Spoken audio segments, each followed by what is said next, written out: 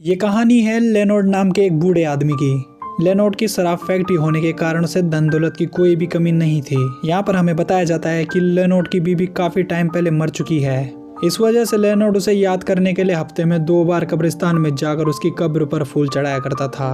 लेकिन एक दिन अचानक कब्रिस्तान में काम करने वाले आदमी की बीवी इस बूढ़े के 2 भांजों को फोन करती है और उन्हें कहती है कि इस बूढ़े की तबीयत काफी ज्यादा खराब हो गई है, इसलिए आप जितना जल्दी हो सके यहाँ आ जाइए। खबर सुनते ही बूढ़े के दोनों भांजे बेनिटो और गुस्तावो बड़ी खुशी और उत्साह के साथ लेनोर्ड को मिलने कब्रिस्तान में पहुंच जाते हैं। यहाँ पर वो बूढ़े की हालत को देखकर निराश होने की बजाय काफी खुश नजर आते हैं, क्योंकि वो सोच रहे होते हैं कि अब उन्हें बूढ़े से छुटकारा मिल जाएगा। कब्रिस्तान वाले की बीवी रोते हुए उन दोनों को बताती है कि बूढ़े को अचानक पता नहीं क्या हो गया। दोनों भांजे जब बूढ़े के पास जाकर देखते हैं तो बूढ़ा एक ही बात रिपीट कर रहा होता है, मौत का कुआं, मौत का कुआं। ये सुनकर दोनों को कुछ भी समझ नहीं आता और वो कब्रिस्तान वाले की बीवी को पूछने लगते हैं कि आखिर ये बूढ़ा मौत का कुआं क्यों कह रहा है। तब कब्रिस्तान वाले की बीवी उन्हें बताती है कि दरअसल ये बूढ़ा मेरे साथ T20 खेलना चाहता था, लेकिन बल्ला हाथ में आते ही इसकी विकेट गिर गई। वो औरत उन्हें कहती है कि आप इन्हें जल्दी से घर लेकर जाइए, क्योंकि कुछ ही समय में मेरे पति यहाँ आने वाले हैं। बेनिटो बूढ़े को उठा रहा होता है। बूढ़े के हाथ में एक कच्छी मिलती है, जिसे देखकर वो समझ जाता है कि बूढ़ा T20 का बहुत बड़ा खिलाड़ी है। यहाँ पर हमें पता चलता है कि कब्र में फूल चढ़ाने का तो सिर्फ बहाना था। अंकल को तो सिर्फ कब्रिस्तान वाले की बीवी के साथ T20 खेलने आना था। दरअसल बूढ़ा पहले तो रोजाना फूल चढ़ाने आया करता था, मगर ज्यादा मैच खेलने से बूढ़ा काफी थकने लगा था, इसलिए वो बाद में हफ्ते में 2 दिन आने लगा। मगर अब हालत ऐसी हो गई थी कि फील्ड में आते ही बूढ़े की पल्स रेट धीमी पड़ गई और बूढ़े की हालत स्वर्ग सिधारने वाली हो गई। इसके बाद वो दोनों खच्चर उसे उठाकर घर पर ले आते हैं। घर पर हम देखते हैं कि बाकी के फैमिली मेंबर्स के अंदर भी खुशी की लहर दौड़ रही थी। उनको भी लग रहा था कि बूढ़ा निकल चुका है और इसी वजह से उन्होंने पहले ही अंतिम संस्कार के लिए फादर को भी बुला दिया था। यहाँ पर हम बूढ़े की पूरी फैमिली से मिलते हैं, जिसमें हम देखते हैं कि बूढ़े के 3 भांजे और भांजियां हैं, जिसमें सबसे पहले नंबर पर आता है गुस्तावो, जो कि आर्मी रिटायर है, और फिर गुस्तावो की 2 बहन इटालिया और जोल, फिर जोल का हस्बैंड बेनिटो, जो कि घर जमाई बनकर वहीं पर रहता है। साथ ही इटालिया का एक बेटा भी है, एडोनिस, जो इस घर में अकेला बूढ़े की तबीयत देखकर दुखी है।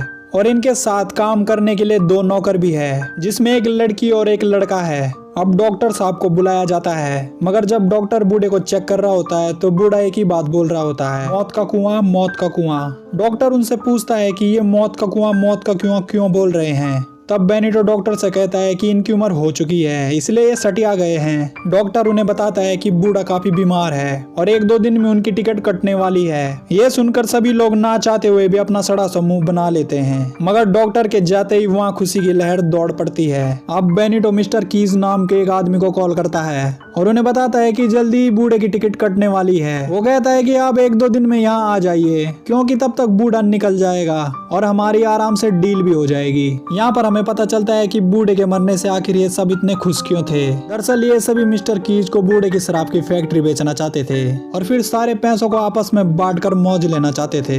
इधर हम दोनों नौकरों को शराब के गोदाम में घूमते हुए देखते हैं। यहाँ पर लड़का लड़की से कहता है कि मैं तुम्हें शराब पिलाऊंगा, मगर इसके लिए तुम्हें अपने कपड़े उतारने पड़ेंगे। ये सुनकर पहले तो लड़की शर्मा जाती है, मगर शराब देखकर उसके मुंह में पानी आ जाता है और वो अपने सारे कपड़े उतार देती है। अब जैसे ही ये खच्चर उसके पास जाने की कोशिश करता है तो लड़की डर कर वहाँ से नंगी पुंगी हालत में भाग जाती है। लेकिन तभी रास्ते में उसे बेनिटो मिल जाता है। बेनिटो उससे कहता है कि मेरे मुंह में पानी आए, इससे पहले पतली गली से निकल ले। नौकरानी भी बेनिटो की ठरक को जानती थी, इसलिए वो चुपचाप सुमड़ी में निकल जाती है। अब 2 दिन बीत जाते और बेनिटो के कहे के मुताबिक मिस्टर कीज वहाँ पहुँच जाते हैं। वो बेनिटो को कंपनी का एग्रीमेंट बनाने के लिए कहते हैं। इस पर बेनिटो उसे कहता है कि हम सब साइन करने के लिए तैयार है, मगर वो बूढ़ा साइन नहीं करेगा। इस पर मिस्टर कीज उसे कहते हैं कि दल्ले, तूने तो कहा था कि बूढ़ा 2 दिन में मर जाएगा, तो अभी तक जिंदा कैसे है। बेनिटो कहता है कि वो डॉक्टर की बातों में आ गए थे, मगर अब मैं डॉक्टर की माँ बहन एक कर दूंगा, क्योंकि उसने हमारे जलते अरमानों पर पेशाब कर दिया। मिस्टर कीज यहाँ पर काफी गुस्सा हो जाते हैं और बेनिटो को जल्द से जल्द कंपनी का एग्रीमेंट बनाने के लिए कहते हैं और कहते हैं कि यही सही टाइम है, वरना बाद में मैं वो कंपनी नहीं खरीद पाऊंगा और तुम सब फिर मुठ मारते रहना। अब बेनिटो फिर से डॉक्टर को बुलाता है। डॉक्टर के चेक करने के बाद जैसे ही वो कमरे से बाहर आता है, पूरी फैमिली उससे पूछने लगती है कि बुड्ढे के पास कितना टाइम बचा है। इस पर डॉक्टर उन्हें कहता है कि बधाई हो, बुड्ढा अब नहीं मरने वाला और वो पहले से काफी ज्यादा अच्छा है। ये सुनकर उनकी शकल गुस्से से बंदर के पिछवाड़े की तरह लाल हो जाती है। डॉक्टर उन्हें बताता है कि वो धीरे धीरे ठीक हो रहे हैं, मगर आपको किसी तरह से उन्हें ठरकगिरी से दूर रखना पड़ेगा, क्योंकि अगर उनका पल्स रेट 14 से ऊपर हुआ तो वो हार्ट अटैक से मर जाएंगे। ये कहकर डॉक्टर पतली गली पकड़कर निकल जाता है। डॉक्टर के जाते ही बेनिटो जोर जोर से चिल्लाने लगता है। वो कहता है कि अब वो मिस्टर कीज को क्या मुंह दिखाएगा, और अगर गलती से उसने अपना मुंह दिखा भी दिया तो मिस्टर कीज उसके मुंह में अपना काला सांप दे देंगे। यहाँ पर बेनिटो डॉक्टर को भी गाली देने लगता है और कहता है कि इस BHDK ने हम सबका सी काट दिया। इस पर गुस्तावो उन्हें कहता है कि रुको जरा, सब्र करो, बूढ़ा आज नहीं तो कल मर ही जाएगा। वैसे भी उसने बहुत सारी औरतों के साथ T20 खेला है, यहाँ तक कि उसने कब्रिस्तान वाले की बीबी को भी नहीं छोड़ा, मगर इतनों को पेलने के बाद भी बूढ़ा नहीं मरा। उनकी बातें चली रही होती है, तभी उनकी नौकरानी वहाँ पर आ जाती है। तब गुस्तावो उसे भी पूछता है कि क्या बूढ़े ने तुम्हारी भी सवारी की है। इस पर नौकरानी उसे कहती है कि हाँ, जिस दिन उनकी वाइफ की मौत हुई थी और तुम सब नीचे रो रहे थे तो उस टाइम बूढ़ा मेरे साथ ऊपर वाले बेड पर ठक्की टिकी कर रहा था। ये सुनकर बेनिटो अपने खाली दिमाग के घोड़े दौड़ाता है और कहता है कि डॉक्टर ने कहा था कि बूढ़े का पल्स रेट नहीं बढ़ना चाहिए, तो हम क्यों न एक गंदी सी नर्स को लाए और उसके साथ बूढ़े का किसी तरह से टाका भिड़वा दे, ताकि नर्स के मौत के कुएं को देखते ही बूढ़े का पल्स रेट बढ़ जाएगा और हार्ट अटैक से बूढ़े की मौत हो जाएगी। ये आइडिया सुनकर सभी लोग मान जाते हैं। इसलिए बेनिटो अब एक गंदी औरत की तलाश में वहाँ से दूसरे शहर को निकल जाता है। बेनिटो अब एक हॉस्पिटल में जाता है जहाँ पर उसे एक गंदी नर्स मिल जाती है। बेनिटो उसे सारा प्लान समझा देता है। नर्स भी यहाँ पर इस काम को करने के लिए तैयार हो जाती है। तब बेनिटो उससे पैसों की बात करता है। इस पर नर्स उसे कहती है कि वो इस काम के बिल्कुल भी पैसे नहीं लेगी, क्योंकि ये काम करने में उसे काफी ज्यादा मजा आता है। ये सुनकर बेनिटो के कच्चे में भी आग लग जाती है और वो बूढ़े को टेस्ट ड्राइव देने से पहले खुद ही उसकी टेस्ट ड्राइव करने का फैसला लेता है। इसके बाद बेनिटो चौथा गियर लगाकर उसकी ड्राइव के फुल मजे लेता है। अब बेनिटो उसे बूढ़े के पास ले आता है और बूढ़े को कहता है कि आज से आपकी सेवा और आपको मेवा यही खिलाएगी। नर्स को देखते ही बूढ़ा मौत का कुआं चिल्लाने लगता है। अब प्लान के मुताबिक वो सभी उन दोनों को कमरे में छोड़कर वहां से निकल जाते हैं। बाहर आते ही बेनिटो की साली इटालिया नर्स के आने से नाराज हो जाती है और बेनिटो को एक अकेले रूम में ले आती है। यहाँ पर इटालिया बेनिटो को कहती है कि मुझे मालूम है कि तुम उस नर्स को पेल के आए हो या फिर आगे उसे पेलोगे, क्योंकि मुझे पता है कि तुम बहुत बड़े वाले एल हो। यहाँ पर काफी कंफ्यूजन हो जाता है कि भला बेनिटो और उसकी साली का क्या कनेक्शन है। तब हमें पता चलता है कि बेनिटो अपनी बीवी के साथ साथ अपनी साली को भी पेलता रहता है। इटालिया यहाँ पर काफी गुस्सा हो जाती है और कहने लगती है कि तुम उस नर्स को जरूर पेलोगे।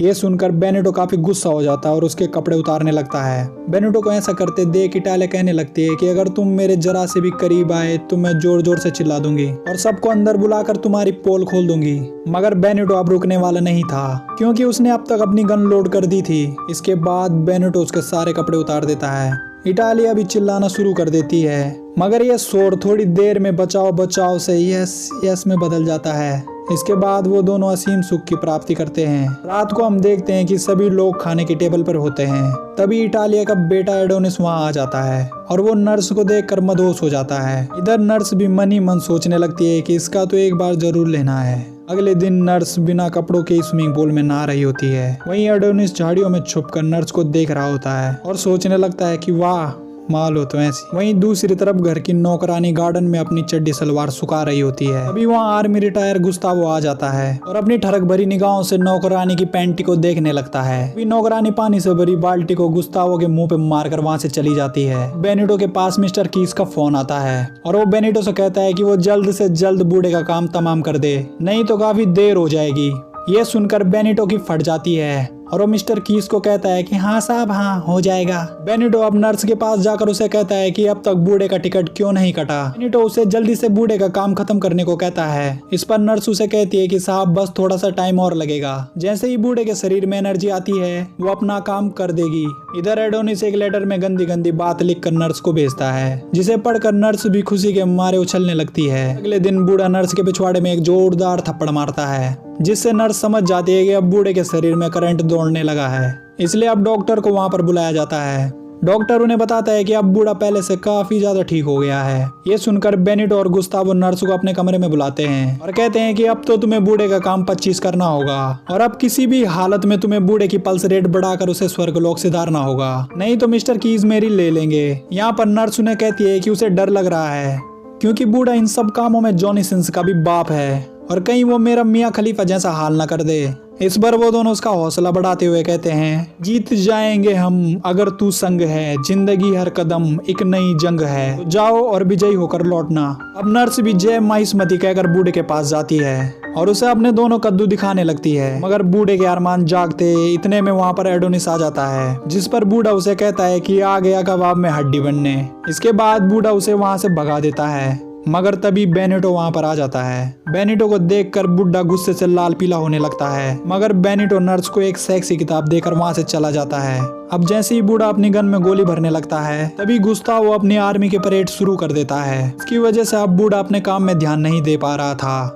असल में गुस्तावो कोई परेड नहीं कर रहा था, बल्कि वो परेड का वॉल्यूम बढ़ाकर नौकरानी का काम 25 कर रहा था। अब बूढ़ा अपने काम से डिस्ट्रैक्ट हो जाता है और उसे बिना शिकार किए ही सोना पड़ता है। आगे हम देखते हैं कि एडोनिस नर्स को ढूंढ रहा होता है, मगर नर्स को तो बेनिटो पेल रहा था। साथ ही साथ वो बूढ़े को मारने की बात भी कर रहे होते हैं, जिसे अब एडोनिस भी सुन लेता है। इधर बेनिटो और नर्स को भी ये बात पता चल जाती है कि एडोनिस ने उनकी सारी बातें सुन ली है। इससे बेनिटो और नर्स काफी घबरा जाते हैं। उन्हें लगने लगता है कि एडोनिस पुलिस के पास जाकर उन्हें सब कुछ सच बता देगा। नर्स वहां से निकलने का सोच रही होती है, तब बेनिटो से कहता है कि अगर तुम चली गई तो पुलिस तुम्हें कहीं न कहीं से ढूंढ लेगी, इसलिए तुम एडोनिस के पास जाकर उसे अपना मौत का कुआं दिखा दो, वो अपने आप शांत हो जाएगा। नर्स अब एडोनिस के कमरे में आती है और उसके सामने आकर सारे कपड़े उतार देती है। एडोनिस भी यहाँ पर सख्त लौंडा बनने की कोशिश करता है, मगर नर्स के नशीले बदन को देखकर उसे अपने गॉड जॉनी सिंस की याद आ जाती है और एडोनिस नर्स का काम 25 कर देता है। मगर घोड़ी से उतरने के बाद वो नर्स को खूनी कहने लगता है, इसलिए अब नर्स अपने दिमाग के घोड़े को दौड़ाती है और उससे कहती है कि भले ही बेनिटो बूढ़े को मारना चाहता है, मगर मैं बूढ़े को नहीं मारने वाली, क्योंकि अगर मैं बूढ़े को मारने वाली होती तो कब का मार चुकी होती और उनकी इतनी देखभाल क्यों करती। और एक बात जान लो कि अगर आज वो थोड़े से भी सही हुए हैं तो उसमें मेरा हाथ है। यहाँ पर हमें पता चलता है कि नर्स काफी तेज है। वो एडोनिस के साथ साथ बेनिटो को भी पेड़ा खिला रही थी ताकि वो एडोनिस और बूढ़े के सामने अच्छी बनी रहे। एडोनिस भी अब नर्स की बातों के जाल में फंस जाता है। अब नर्स एक चाल चलती है, वो फोन के जरिए बेनिटो का सारा प्लान बूढ़े को बता देती है। ये बात जानकर बूढ़े को काफी ज्यादा गुस्सा आ जाता है। वो सोचने लगता है कि ओ माय गॉड, मेरे आस्तीन में इतने बड़े बड़े एनाकोंडाज है। ये जानते ही बूढ़ा उन सभी को अपने घर से बाहर निकाल देता है। इसके बाद बूढ़ा नर्स से शादी कर देता है। शादी के बाद बूढ़ा सुहाग रात मनाने की जिद करने लगता है, जिस पर नर्स उसे कहती है, सुनिए ना, आपकी तबीयत अभी ठीक नहीं है और डॉक्टर ने आपको जॉनी सिंस बनने के लिए मना किया है। मगर यहाँ पे हमें पता चलता है कि नर्स के दिमाग में अभी भी कुछ चल रहा होता है, इसलिए वो रात को बूढ़े के पास जाकर उसके अरमान जगाने लगती है। मगर इस बीच वो बूढ़े को अपने आप को टच नहीं करने देती, जिस वजह से बूढ़े की पल्स रेट काफी ज्यादा बढ़ जाती है और हार्ट अटैक आने की वजह से उसकी मौत हो जाती है। बूढ़े के मरते ही सारी प्रॉपर्टी की मालिक नर्स बन जाती है। यहाँ पे हमें पता चलता है कि नर्स ने बूढ़े को पहले क्यों नहीं मारा। अगर वो उसे पहले ही मार देती तो उसके हाथ कुछ भी नहीं लगता और सारा फायदा बूढ़े की फैमिली को होता, यानी कि बेनिटो को। मगर नर्स ने अपना दिमाग लगाया, जिसकी वजह से अब सारी प्रॉपर्टी नर्स के नाम हो गई। और इसी के साथ ही मूवी यहाँ पर खत्म हो जाती है।